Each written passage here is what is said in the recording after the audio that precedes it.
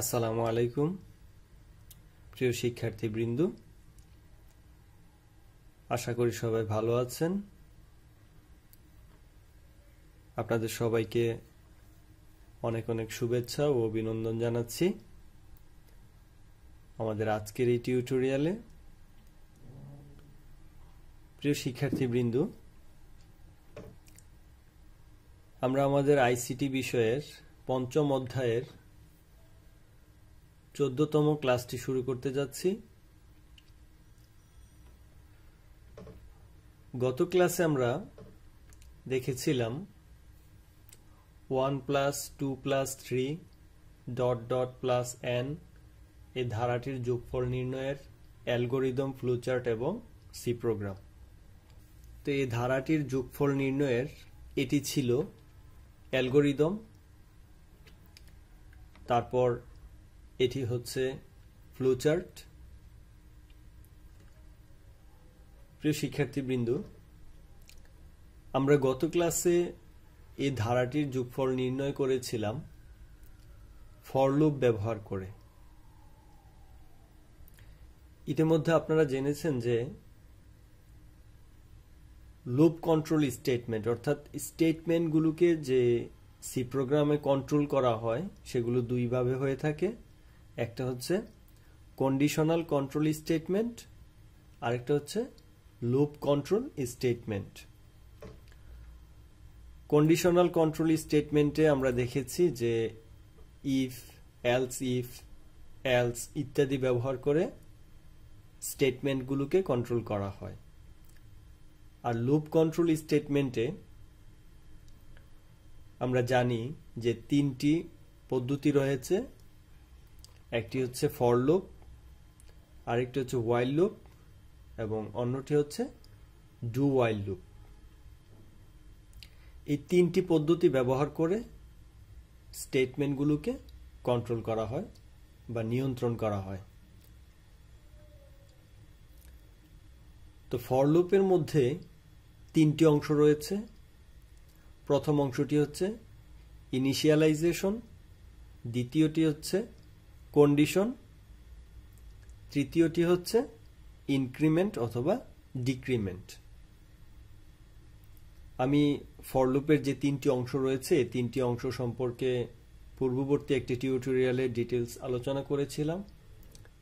তো আজকেও আমি ফর লুপ সম্পর্কে আলোচনা করছি, কারণ অন্য যে দুটি লুপ রয়েছে, হোয়াইল লুপ এবং ডু হোয়াইল লুপ, সেগুলোর ক্ষেত্রে যে পার্থক্য হবে সেটি হচ্ছে এখানে যে তিনটি অংশ রয়েছে, ইনিশিয়ালাইজেশন, কন্ডিশন এবং ইনক্রিমেন্ট বা ডিক্রিমেন্ট, এই তিনটি অংশ আমরা ফর লুপে দেখতে পাচ্ছি এক জায়গায় ব্যবহৃত হয়েছে।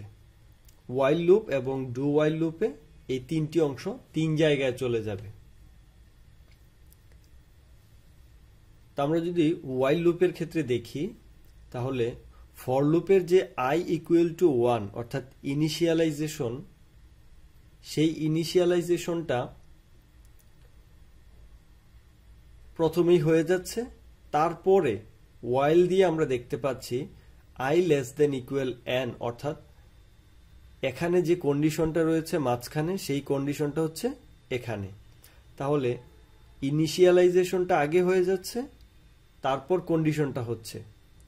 আর এই কন্ডিশনটা হওয়ার পরে তারপর আসতেছে সাম, অর্থাৎ ফর লুপের বডিতে যে কাজটি করার কথা ছিল সাম = সাম প্লাস i, সেই কাজটি করা হচ্ছে কন্ডিশনের পরে। প্রিয় শিক্ষার্থীবৃন্দ, এখানে একটি সেকেন্ড ব্র্যাকেট হবে হোয়াইল লুপের বডি বোঝানোর জন্য। তারপর সাম = সাম প্লাস i হবে। তারপরে আমরা ফর লুপে দেখতে পাচ্ছি তৃতীয় ধাপে এসে ইনক্রিমেন্ট বা ডিক্রিমেন্ট হওয়ার কথা, কিন্তু হোয়াইল লুপে এই ইনক্রিমেন্টটি চলে যাচ্ছে এই প্রসেসিং এর পরের অংশে, অর্থাৎ সামের মধ্যে সাম প্লাস i এর মানটা যোগ করে রাখার পর কম্পাইলার এখানে এসে দেখবে যে i এর মানটা 1 বৃদ্ধি করা হয়েছে। তো এটা হচ্ছে হোয়াইল লুপের ক্ষেত্রে। তাহলে আমরা তিনটা অংশ দেখতে পাচ্ছি, ইনিশিয়ালাইজেশনটা আগে হয়ে যাচ্ছে, তারপর ওয়াইল দিয়ে কন্ডিশনটা হচ্ছে, তারপরে প্রসেসিং অর্থাৎ এখানে যে কাজটি করার প্রয়োজন সেই কাজটি করার পর ইনক্রিমেন্ট বা ডিক্রিমেন্ট ব্যবহৃত হচ্ছে। তারপরে ডু ওয়াইল লুপে একইভাবে ইনিশিয়ালাইজেশনটা প্রথমেই করতে হচ্ছে, তারপর ডু লিখে সেকেন্ড ব্র্যাকেট দিয়ে প্রসেসিং অর্থাৎ সামের মধ্যে সাম প্লাস আই এর মানটা স্টোর করার কথা বলা হচ্ছে, তারপরে ইনক্রিমেন্ট বা ডিক্রিমেন্ট চলে আসছে। তাহলে তিনটি অংশের ইনিশিয়ালাইজেশনটা প্রথমেই হচ্ছে, তারপরে ডু এবং যে কাজটি করা দরকার সেই কাজটি করা হচ্ছে, তারপর ইনক্রিমেন্ট বা ডিক্রিমেন্ট হচ্ছে। ইনক্রিমেন্ট বা ডিক্রিমেন্টের পরে এই ডু যেই কমান্ডটি ব্যবহার করা হয়েছে সেই কমান্ডের যে বডি, সেই বডির বাহিরে হচ্ছে ওয়াইল লিখে কন্ডিশনটি ব্যবহার করতে হবে। তাহলে এই ডু ওয়াইল লুপের ক্ষেত্রেও তিনটি অংশ ব্যবহার করা হয়েছে, কিন্তু তিন জায়গায়। ইনিশিয়ালাইজেশন প্রথমে, ইনক্রিমেন্ট বা ডিক্রিমেন্ট হচ্ছে প্রসেসিং এর পরে, এবং ডু এর বডির বাহিরে গিয়ে কন্ডিশনটি ওয়াইল দিয়ে ব্যবহার করা হচ্ছে। তো প্রিয় শিক্ষার্থীবৃন্দ, আপনাদের আইসিটি বিষয়ের যে পঞ্চম অধ্যায়ে যে প্রোগ্রামগুলো রয়েছে, সি প্রোগ্রাম, এগুলোতে যে লুপ কন্ট্রোল স্টেটমেন্ট ব্যবহার করা হয়েছে, ফর লুপ, ওয়াইল লুপ এবং ডু ওয়াইল লুপ, এক্ষেত্রে বেসিক এই তিনটি পার্থক্যই আপনাদেরকে বুঝতে হবে। যদি ইনিশিয়ালাইজেশন, কন্ডিশন এবং ইনক্রিমেন্ট অথবা ডিক্রিমেন্ট কোথায় কিভাবে হচ্ছে, তিনটার পার্থক্য যদি আপনারা ভালোভাবে মনে রাখতে পারেন, তাহলে যে কোনো ধরনের প্রোগ্রাম তিনটি লুপ ব্যবহার করেই আপনারা করতে পারবেন। তো এখন আমরা দেখব যে ধারাটির যোগফল ওয়াইল লুপ এবং ডু ওয়াইল লুপ ব্যবহার করে কিভাবে করতে হয়। এই প্রোগ্রামটি হচ্ছে ফর লুপ ব্যবহার করে আমরা যে গত ক্লাসে করেছিলাম সেটি। আজকে আমরা প্রথমে দেখব ওয়াইল লুপ ব্যবহার করে। তো প্রথম অংশগুলো ঠিকই থাকবে, বেসিক যে স্ট্রাকচার রয়েছে, ইনক্লুড stdio.h মেইন, তারপর সেকেন্ড ব্র্যাকেট দিয়ে ভেরিয়েবল ডিক্লারেশন, তারপর প্রিন্টএফ দিয়ে enter the value of n, তারপর স্ক্যানএফ দিয়ে n এর মানটা আমাদেরকে ইনপুট নিতে হবে, নেওয়ার পর সাম ইকুয়াল টু 0 করে দিতে হবে। তারপর ইনিশিয়ালাইজেশন, আমরা জানি এখানে ফর লুপে ইনিশিয়ালাইজেশন লুপের মধ্যেই হচ্ছে, কিন্তু ওয়াইল লুপের ক্ষেত্রে ইনিশিয়ালাইজেশনটা লুপ ব্যবহার করার পূর্বেই ডিক্লেয়ার করতে হবে।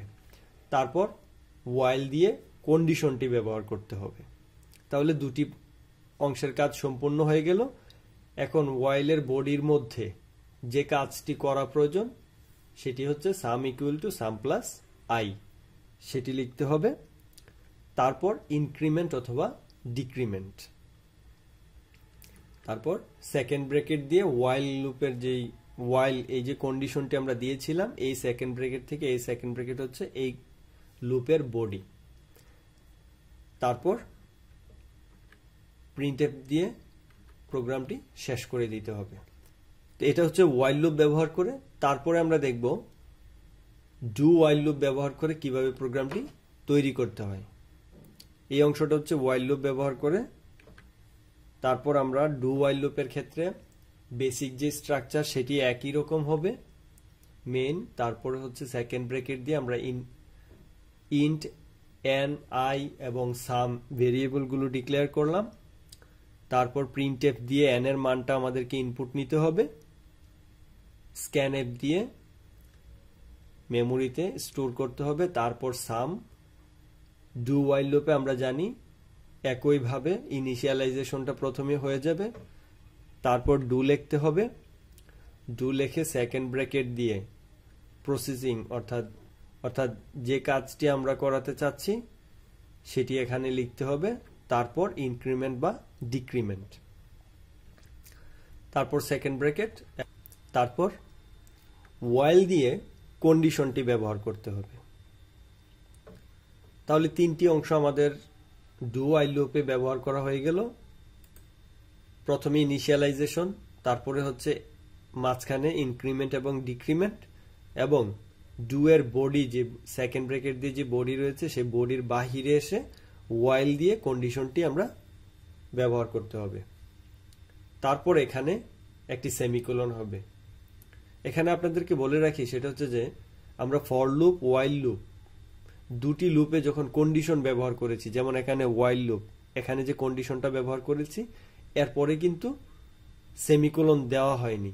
ফর লুপের ক্ষেত্রেও যখন আমরা ফর লুপ দিয়ে কাজটা করি তখন ফর লুপের যে কন্ডিশনটা ব্যবহার করি, ফর লুপে তো সবগুলো একসাথেই হয়, আমরা কিন্তু শেষে সেমিকোলন ব্যবহার করি না। কিন্তু ডু ওয়াইল লুপের ক্ষেত্রে যখন ওয়াইল দিয়ে আমরা কন্ডিশনটা ব্যবহার করব তখন এর শেষে সেমিকোলন দিয়ে দিতে হবে। তারপরে প্রিন্টএফ দেওয়ার পর প্রোগ্রামটি শেষ করে দিতে হবে। প্রিয় শিক্ষার্থীবৃন্দ, এই হচ্ছে যে কোনো একটি ধারার যোগফল নির্ণয় করার জন্য ফর লুপ, ওয়াইল লুপ এবং ডু ওয়াইল লুপের ব্যবহার। এখন আপনারা তিনটি প্রোগ্রাম খাতায় লিখবেন এবং তিনটির মধ্যে কি পার্থক্য রয়েছে এই পার্থক্যগুলো খুব ভালোভাবে খেয়াল করবেন। যদি এই তিনটি জিনিসের পার্থক্য আপনারা ভালোভাবে আয়ত্ত করতে পারেন তবেই যে কোনো ধরনের প্রোগ্রাম তিনটি লুপ ব্যবহার করেই আপনারা বাস্তবায়ন করতে পারবেন। তো আজকের মতো এখানেই বিদায় নিচ্ছি। সবাই ভালো থাকেন, সুস্থ থাকেন। আল্লাহ হাফেজ। আসসালামু আলাইকুম।